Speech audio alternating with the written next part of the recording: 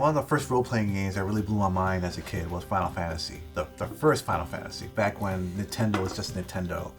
And I remember getting that game, and when Nintendo first came out, and this is me showing my age, like that first year of games, like all the games were excellent. And I remember Final Fantasy was just like that. It was a game that none of us were sure about. It was an RPG. We didn't know what that was, but it was just phenomenal. You get the first Final Fantasy, you get to pick your class. You know, you could have all black mages if you wanted. If you were smart, you just have one fighter class, one red mage, one white mage, and one black mage. Yep. I remember it was fantastic, and I always wondered for the longest why they haven't made a pen and paper RPG with all the iterations, and I don't know, I guess slowly a lot. Yeah. So right now what we have here today is a book called Shadowbringers. Right now it's just a PDF or downloadable information. Yep. It's a homebrew game, totally homebrew, based on Final Fantasy XIV, the online game. And so we wanted to share that with you and kind of talk about it a bit. Yeah. It was a homebrew done by a guy named Silent Soren's Games. We weren't able to find him exactly, but he was the creator, or at least the head of it. It seemed like there were a lot of people that helped him along the way. And in the link to the PDF, there's actually a link to the original Reddit conversation and all the updates that get done. So if you do, hopefully we can find the link and put that down below so you can check that out if you do want to review a little more about it, if you're a Final Fantasy nerd or you just want to look for more races and classes to play with, because this provides a lot of them. Yeah, I always felt the Final Fantasy world it's just incredible. I never liked that in later Final Fantasies they took away the options of character making and just gave you a story, which the stories are fantastic. Yeah. I mean, no complaints about that per se, but I did miss the fact that you can create your character. So I'm kind of glad that someone's putting this together. What's your impressions about this? Well, as the person who shoved this towards you and said, "Hey, you should take a look at it," I will say that I loved it. Now, I will comment in advance. I am not the biggest Final Fantasy nerd. I have played Tactics, I played 10, played 10-2, and some of the newer ones I played a little bit of. But I love any reason to homebrew and to work off of really unique characters and ideas. And as someone who loved Tactics, I loved using the mages. I loved having, a white mage, black mage, red mage, and blue mage all as a team.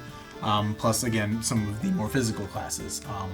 And when I saw that they had all the mage variances in here, I jumped at a chance to look at it and review it. And I just had a lot of fun reading through it. I will say, to me personally, I wouldn't say it's less impressive, but the part that to start off with, a thorn instead of a rose, is that the races don't do a lot for me, but I think that's just because I'm just used to a lot of them. Because, you have human, which they call a Hyur, I believe Hyur. I'm not sure how it's pronounced exactly, but they have ones that are basically the humanoid ones you're used to. Again, if you played D&D already, you have ones that are just, you have cat folk. You do get the Viera race, so bunny folk if you like being a bunny person, and some other unique races. Yeah. Which to let our viewers know, it's not like a bunny anamorphic type of thing. It's just a human, kind of like a human with bunny ears. Basically, they're usually very quick and they have very good hearing and stuff. But besides that, it's not like humanoid bunny. It's not a humanoid bunny. Yeah. There's also another race that looks like they have some sort of cat or raccoon ears, but that's it. Yes. They're humans that look like they have raccoon ears. And then there's one called the Lalafell, which I believe are very gnomish or halfling-like. Yes. And that, again, they're all enjoyable. There's nothing wrong with them. It's just that that wasn't as interesting to me as it was just all of the class options that came with it. And Silent Soren and whoever else that this person worked with did a great job at bringing all of the literal jobs that you played as into like full-blown classes, including a decent amount of archetypes as well. Yeah, I agree with you. I wasn't really blown away by the races either. They were okay. It's just, I wasn't wowed by it. But classes, I agree with you. I thought they did a tremendous job putting together. I'm glad he brought back these like red mages, black mages, white. I'm just partial to the old school stuff, This is made for 5e in mind, and I was hoping though that when you first told me about it, and we talked about this before, that this was more closer to 4E. Yeah. I know 4E is hated by most Dungeons and Dragons players, which I feel like that's really unfair. I do understand though that 4E does not have the spirit of D&D. You know, I mean 3.5 was great, 5E is great, and it feels like D&D, and 4E did not feel like D&D. It did feel something very different. As someone who didn't play, it sounds like to me it's very more like a tactical game, very much in the way. And I guess as fans of like Final Fantasy Tactics, for us it's like, oh, that still sounds like an enjoyable. Yeah. So see, I love Final Fantasy Tactics. I thought it's a great game. I wish they would make more of it. Yeah. I think there's like 3, maybe 4 of them. Yeah, not enough. Yes. So I looked at, when I played 4E, I kept thinking like this could be a great Final Fantasy Tactics game for pen and paper. You know, it's very grid heavy. It's movement is important. So and area effects and all these things. So it would be perfect for it. And maybe Silent Soren can look into that and maybe homebrew that as well. But I don't want to take that away. I want to focus back on what Silent Soren made here, and I like what they did with the classes. I kind of want to make a few and see how it works out. Definitely.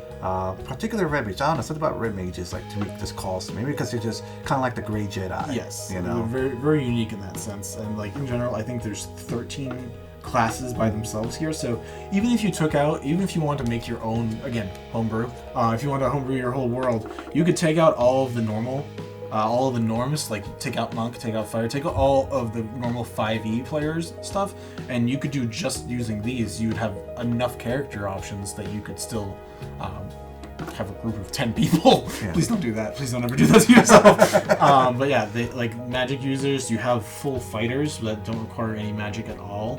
I guess we should at least say some of the names. So like there's a dancer class, which I personally loved.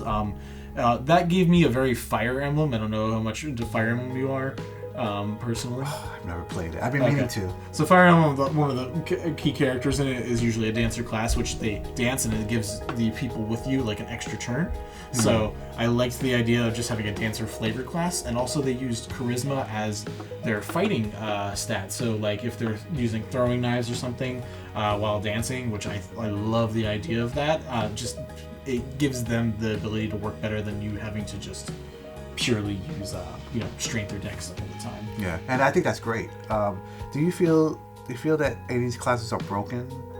It's hard to tell unless you played them really, but I agree. It is hard to play again without playing it. It is harder. I would say like if you like the one I'd be most worried about would be maybe Black Mage, purely because that one it's very much like Evocation Wizard in the sense that like you are so good at doing damage that at some point it's kind of crazy. But none of them stand out to me as like something that you can abuse to the point that it's not fun.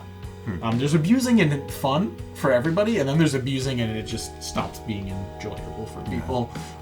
Making a Tabaxi monk rogue that can go 600 miles an hour is abusing that's fun, but also maybe abusing. So yes, this is just it's just homebrew. There's a compilation of races and classes. You're not going to find much. Oh, and spell organization. Yep. You're not going to find much when it comes to like world building. They assume you know about Final Fantasy. Yep. They assume you know about the online game, so you're familiar with it. They gives you some links to like the monsters and some a little back information here and there, but that's it. That's all you get for it. It depends again what kind of Final Fantasy you're into. So there is a Gunbreaker class. So people who enjoyed certain Final Fantasy characters that had Gunbreaker abilities, again, all built to level 20. And a lot of them have archetypes too. So, if you picked the White Mage, for instance, they have an Elementist archetype, which as someone who played Tactics, I love having the Elementist as an option. And most of these different classes have that kind of capability where even though you do have this purely new class, there are the archetypes that let you branch off and be a little more unique if you still want to. Yeah. So, have a full group of just white mages and just each have a different archetype. So besides having a lot of unique classes. They also have archetypes for classes that already exist. They have one for monk, one for bard and paladin and rogue. Each of them are unique. The rogue has a ninja offput, so again, if you played, again, I'm sorry, it's all tactics, but it's I remember the ninja class a lot. They also had a paladin archetype called the Sultan Sworn Oath, which was very unique. Because in 5e you have the Oath of the Crown, yes, which is very much like you're protecting a kingdom. With Sultan Sworn, it's you're protecting an individual of importance. Like in this case, like the name suggests a sultan, but like instead of being beholden to, say, you know, a region or a city, you're beholden to, say, a king or a lord. And while that person's not granting you that power, that person's what's defining a lot of your traits, and like that could be a very unique story of you. Yeah. You're not just a mercenary protecting a person. Your sworn duty is protecting this person for whatever reason. Yeah. And there's a lot of unique features. Bard has the Sky Singer College. Monk has I think it's Ralger.